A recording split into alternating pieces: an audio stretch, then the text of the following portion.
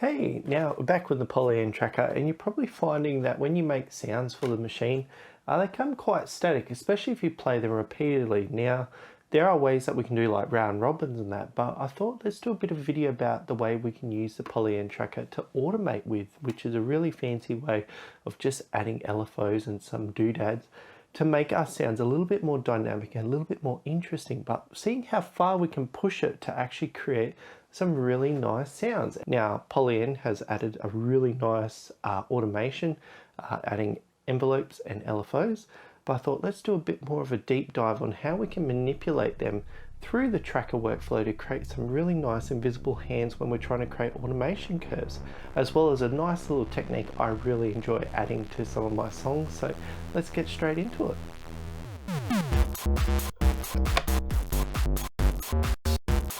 Alright, we've got a fresh version of the Polyend Tracker loaded, and we're going to look at automation. Now, before I do anything, I'm just going to grab a sound, something straight from my sound pack. It's nothing special, sounds alright.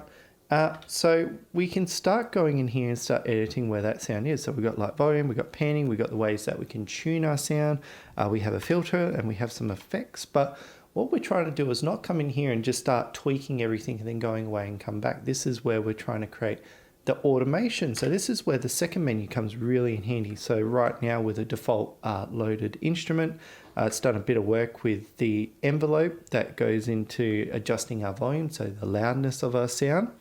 But the other ones are turned off at the moment. So we'll go a bit through. Now, I'm just going to do a bit of housekeeping. If you haven't played with a synthesizer before and you're wondering what attack and decay and all that means. So let's start. Attack is sort of like the way the sound comes in. So if I just adjust it, it's like pretty much instant as soon as I hit that bar. Now, if I start scrolling up, you'll start hearing that sound starting to roll into the max level. Now, on the flip side, we've got decay, which does the opposite. We don't hear anything, but it's getting really plucky and then goes right out. So this is the way it comes now. Now, these two first parts, they go all the way up to the maximum loudness and then comes back down. And this is where we can control that with the sustain. So with no sustain, there's no sound. A little bit of sustain, a lower sustain, and then we can sort of see how that goes. And lastly, we've got the release. So right now, as soon as I let go of that note, that's going to trigger the release. So there's nothing there, but so it does something like that. And there's a cool little trick because these aren't velocity sensitive keys. We can do something where it's like this. So if I hold the note down, it's short, but if I tap the note, it has a longer decay, and then we can sort of control the level of that decay by how long we're holding that button. And this was really common on like a lot of mono synths back in the day. So, and this pretty much covers what an envelope does for us. It creates a nice way that we can control the contour of our sound, and the amount just here will control how much that is applied to the sound. And let's go straight into LFO. Now, an LFO is sort of like an envelope, but it's got a shape that will follow, and it'll keep cycling depending on how long you want it to cycle for, like how much its rate is. And sort of the waveform. So we've got a few different waveforms here. So we've got like a reverse saw, which sort of looks like this shape. And then we have the normal saw, which is sort of the opposite. And then we have a triangle wave. So picture a triangle, it'll keep going like this shape all the way along. We have a square wave, so it's pretty much on and off. And we have a random as well, so it sort of does like a sample and hold function. So it's like it'll pick between a different state as we play.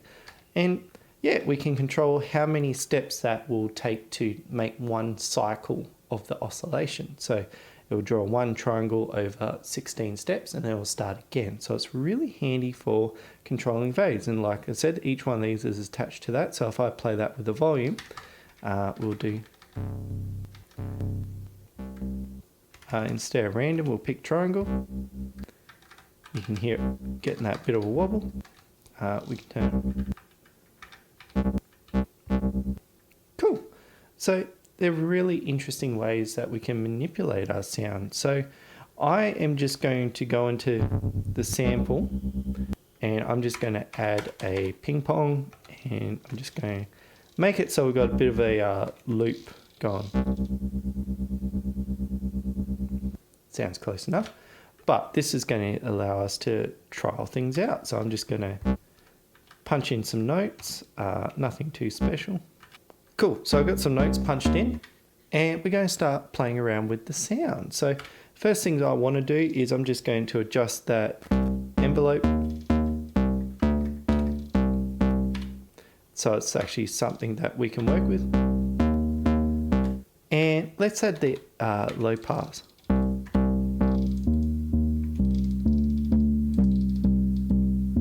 Something like that sounds pretty cool. And yeah, let's start playing with those LFOs. So if we go down to the cutoff and we pick the LFO, we got triangle. And see how it's got 128 steps. So over a long amount of time, like I think we've only got 32 steps on at the moment. So it'd take 4 of these cycles to loop through. But we don't want that. We want that something close. So if I go,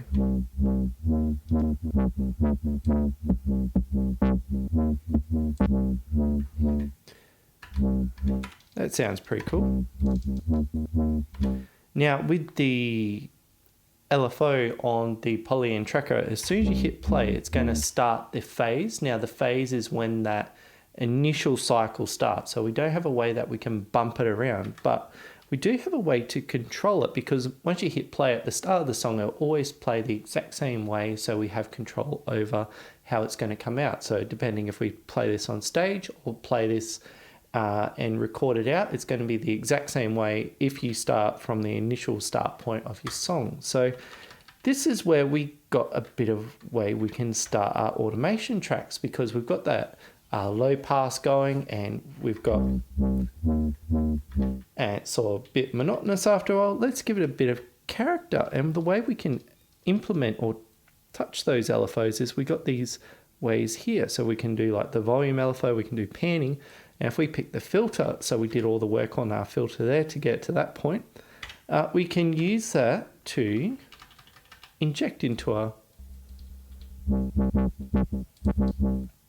so we can start manipulating that LFO. So if I do that, and then maybe a 1, whoops, a 1, and then we can do, we'll stay with whole notes. So if you think of this top part here as like steps, and then these ones are fractions of a step. So we've got really low LFOs, and then we can go pretty intense here. So if I just, it gets a bit crazy there. So alright, so I had a bit of play around punching in a few of these different effects, and here's something I came up with.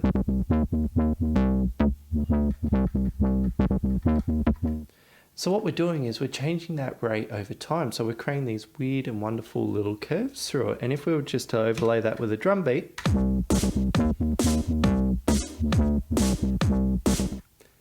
so it comes out really interesting. And we're not just limited to mucking around with the filter. Like if we were to say really mess this sample up, and instead of doing a ping pong, we choose the granular.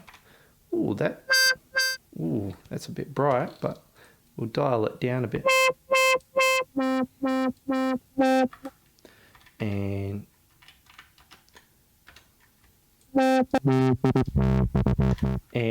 let's say we add a sample and hold on the wavetable position. So we go and pick random.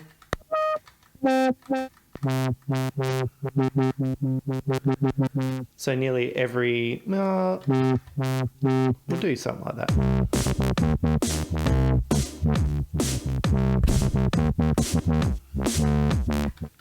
So it's changing that wavetable position. And yeah, we just added the P command so we could start fiddling with the sound. So we're adjusting the position of that wavetable, as well as we're changing the rate, so we can get some really complex sounds from just one sample and really start layering up on top of it. Like we still haven't really tweaked the bass sound yet. So this is a really interesting way to create some variance in your sound, and definitely experiment it. We are limited to 2 tracks per instrument. You could try and stack it up and then try and do some more changes, but try and find samples that are really useful at the beginning.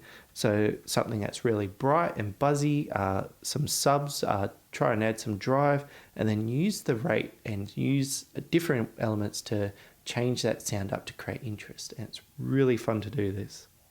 So I'm just going to start a new pattern here, and I'm going to pick some sounds and I'm going to put them over 12. So let's pick a different drum sound, add next, and then I'm going to go into the oscillators. So samples, my samples, we're going to pick oscillator, pick that one, we'll pick that one. Now I'm going to do a bit of editing here, so just bear with me and we'll get back into the tutorial.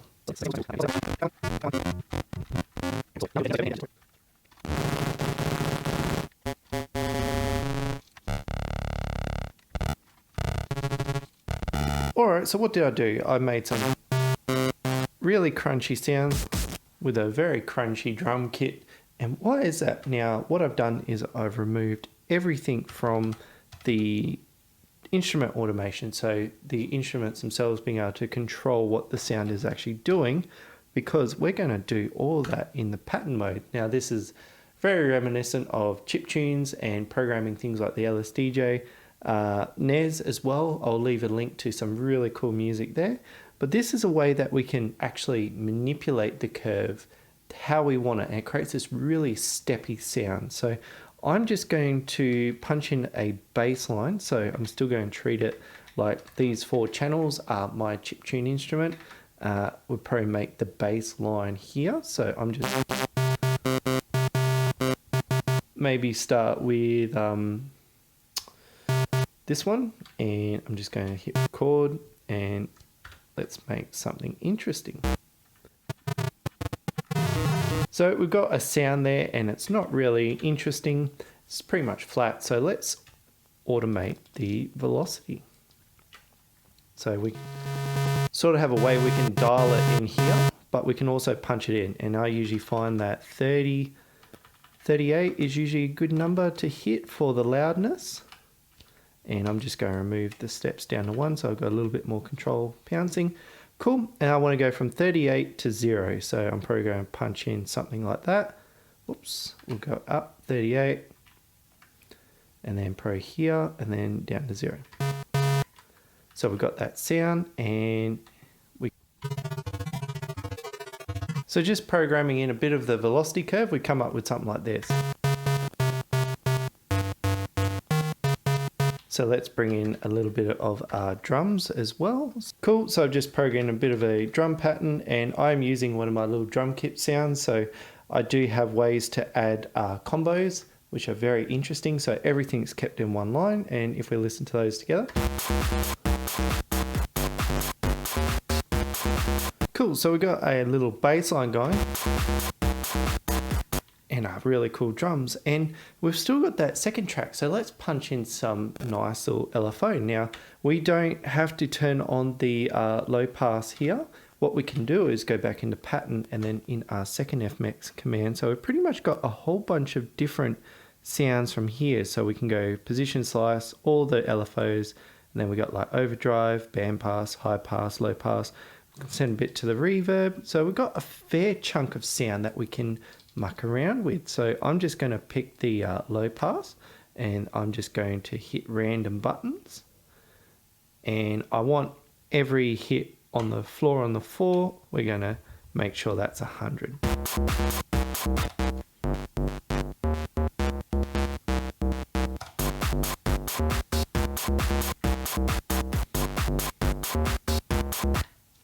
Cool, so this is a way we can start randomizing our automation, and we can definitely use the fill tool here. I'm just so used to punching in the notes I want, and if I'm trying to say draw a longer sort of envelope, what I can do is like say if I want to do like a 16 step, I can just go up like that, and say it was on 1 step, I would get, and then we can go up here and then come back down, maybe come back up a little bit higher again, and then come back down. And I found that really nice way to use the pattern grid as an easel to draw what I'm doing. So I got a really cool bass line. I've just been mucking around plotting in a melody line. So it's just the bare bones of what's going on there. And I might see if I can add a few other things, but I might actually turn this one into a track, so we'll see after this and we'll get something together. So I hope you enjoyed that one, because I really do enjoy this little technique because I used it on every song in my last album. It really helped make those animation curves that I was looking for on the Polyend Tracker, and being able to create that in such a small little format. And really, I just scratched the surface with this one. Like, I only did one set of automation where every single one of those automation points in that second instrument parameters menu, we can do the same thing. We can add automation, we can manipulate the LFO, and we can create some really dynamic sounds on the Polyend Tracker, especially when we get into that granular and wavetable synthesis. Like, we can pretty much treat this like an instrument itself. It does really amazing pads, so definitely explore this, have a go, see what you can do with it, and definitely test it out. And on that note, if you did enjoy this one, definitely give it that thumbs up, because it helps the algorithm point this video to other Polyend Tracker users. And yeah, I definitely enjoy this one, so if you did, let me know down below. And on that note, I might take that track a little bit further after this. I might get stuck into that one, so I hope you do stick around, and I look forward to seeing you next time.